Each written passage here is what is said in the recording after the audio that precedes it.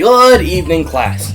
Today, we're covering a very big and important topic that is 100% factual and 100% truthful. That's right. Today we are talking about Linux distro stereotypes. These are very important to keep in mind because you'll interact with a lot of people.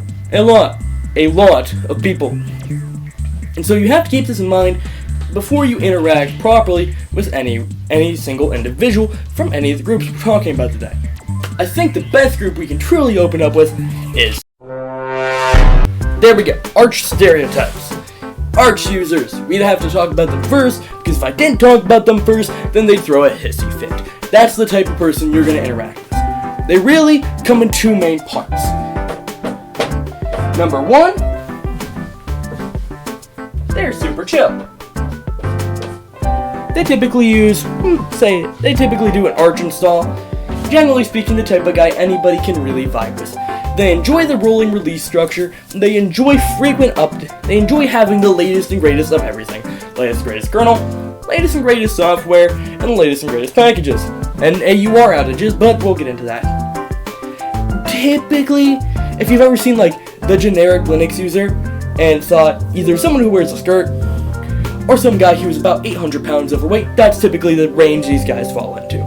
Very kind, very lovely individuals. Number two, these are the type of people that I can commonly refer to as scum of the earth. People you really do not want to interact with.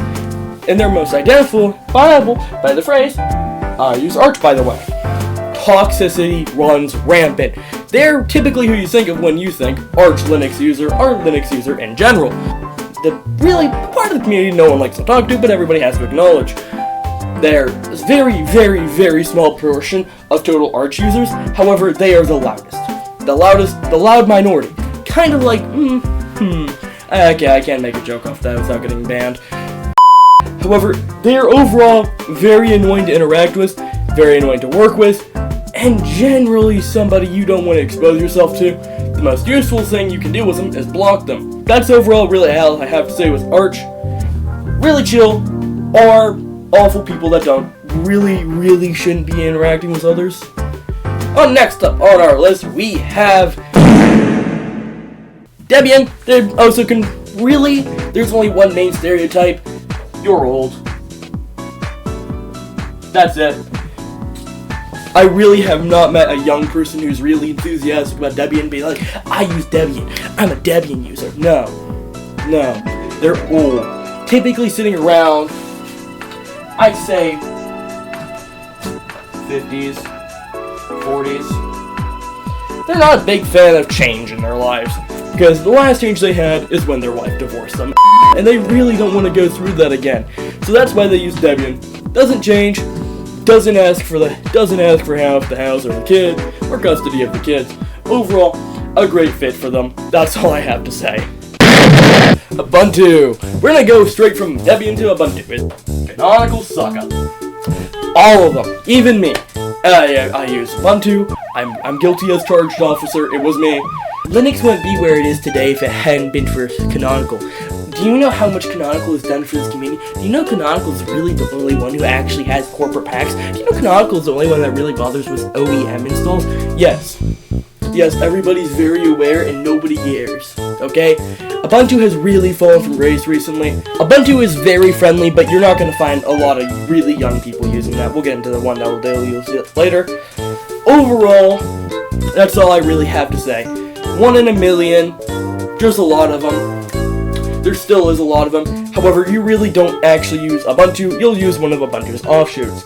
Next on our list of stereotypes, we have the green one. Ubuntu but without snaps. Ubuntu but good, as some would even say. I think they're wrong, but that's a disagreement for later. Linux Mint. Used by everybody. Everyone. Really, everyone. It seems stupid, however, I have yet to meet a person who uses Linux who has not at one point touched Mint. I've met people who have never touched Ubuntu. I've met people who have never touched Arch. Not once have I ever met somebody who does not touch Mint. It's really, honestly, a starting point. Everybody, typically you'll find it as a very beginner distro. It's very beginner friendly, amazing user experience. So it's either beginners who use it, or people who are sick of distro hopping. It's all I can really say. It's just good. You like something that works. You're really the equivalent of a middle-aged man who wears New Balance sneakers. He just wears them around because they're good sneakers. They just work. Alright, next up on our list of unfortunates, we have Fedora. Fedora, corporate distro. Welcome to corporate life. You work at a corporation. I don't mean anybody who doesn't work a corporate life who uses Fedora. You're all corporos. I make a lot of people mad by saying that. It's a corpo distro. Really, I don't know many people who actually use Fedora day to day. It's corpo distro. It's amazing for work. It's the reason why it's called Fedora Workstation. Now there's Fedora KDE, which I guess some people use, but it's really a very, very small sliver of actual total Linux users. There's not many people to interact with. However, every one of them, not all corporos use Fedora, but all people who use Fedora are corporos. Honestly, I'd say they're typically around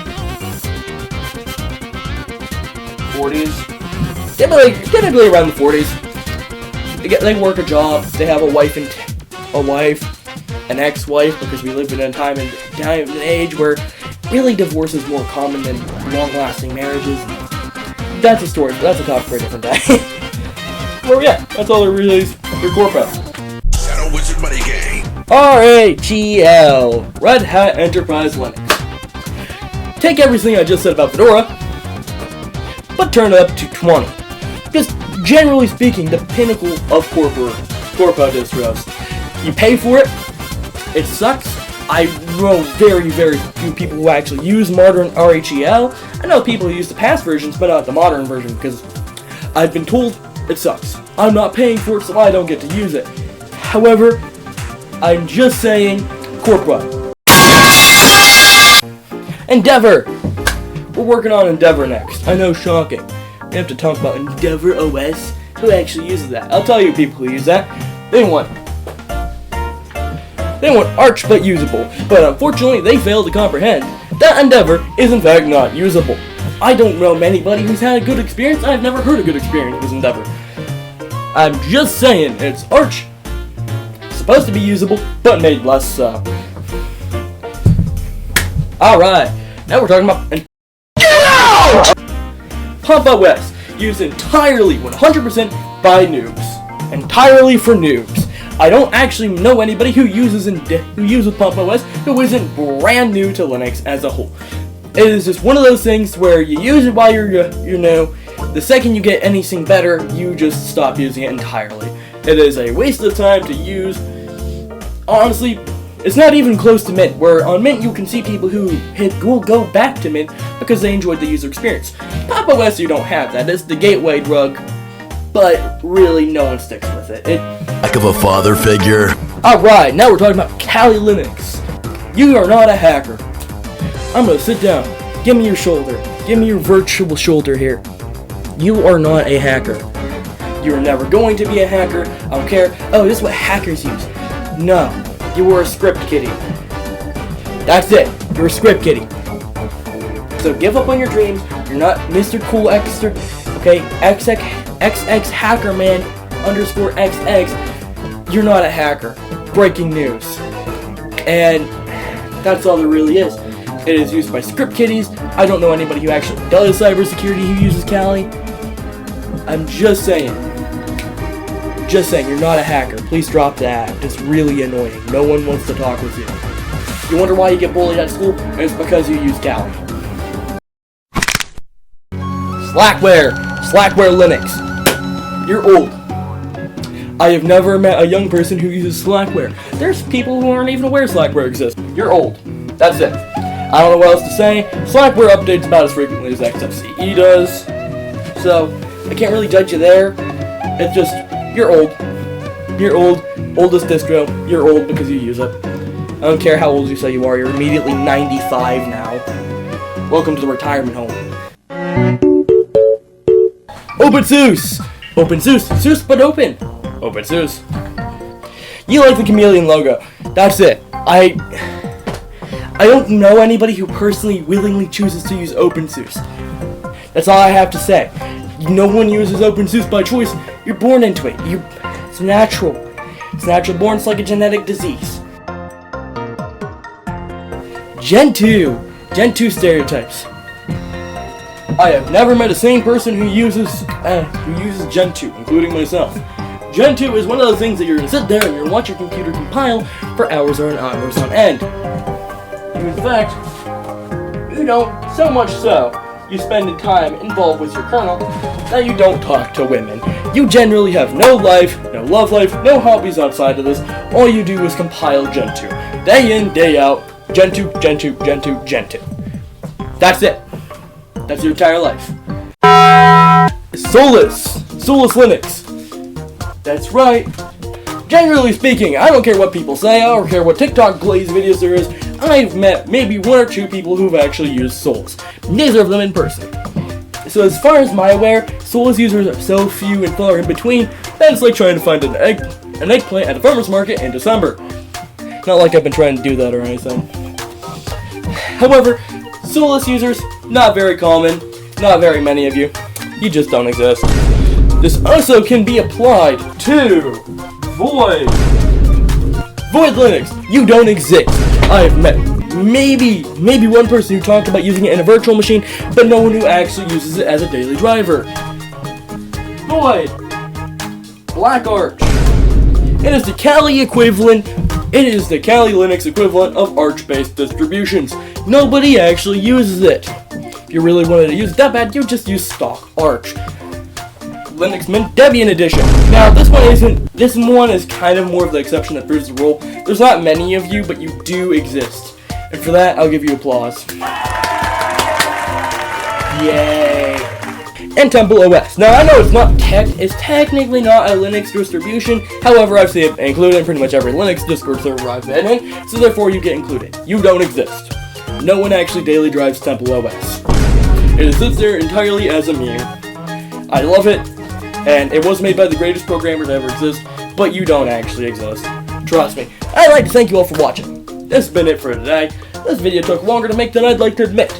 Mostly because I'm stupid and couldn't figure out how to record my whiteboard downstairs on my normal recording setup. Welcome to the bedroom, by the way. Subscribe. It's free, helps out the channel, really makes everything just a little bit nicer for me. I really say I got a couple big projects I'm working on. So honestly, liking is a great thing. Really, it makes me feel a little bit better, especially help with my absolutely amazing like to dislike ratio on channel-wide. Comment any I missed. Because I'm not a perfect man, I can't keep track of every single Linux distro and the history of Linux distros in my head. However, that's really it for the day. Subscribe.